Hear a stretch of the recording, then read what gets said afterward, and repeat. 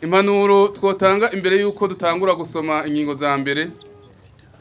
Ubwa mbere nuko abantu bo kwitonda bagatohoza neza imbere yuko bagura inzu canke itongo, bakamenya inkomoko ryayo kugira ngo ntibaze basubire kugwa mu rudubi. Umugusevero rutanga amatangazo wibutsa abarundi ari ikibabaje nuko tubona abantu babandanya babirengako.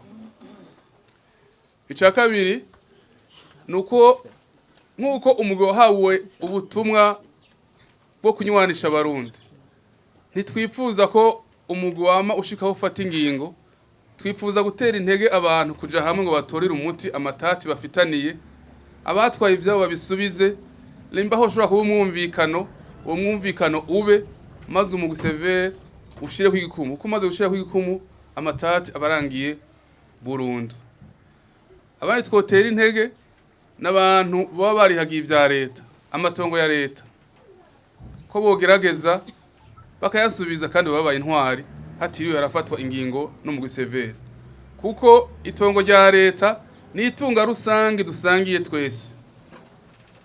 Mbega afise ububasha mwese yo kwikatira kuri igihugu, tworonka aho twubaka amashuri, tworonka aho twubaka amavuriro, tworonka aho duca amabarabara.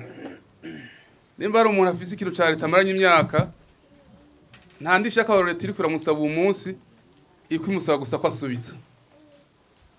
Mu kurangiza, abantu nabo bitwaza ububeshi turamaze kubabona, bakikika inyuma y'ibivyaha igihugu caciyemwo, baza bavuga ivy'ibinyoma yuko hari abanyazwe, hari ababanyaze.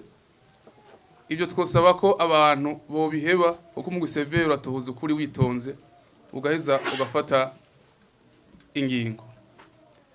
Abandi twohanura n'abantu bafise imanza ziri mu masentare asanzwe, ntibaze bata umwanya ngo bazizane muri severe mu gihe bigaragara ko atasano na rimwe bifitaniye n'ubwicanyi igihugu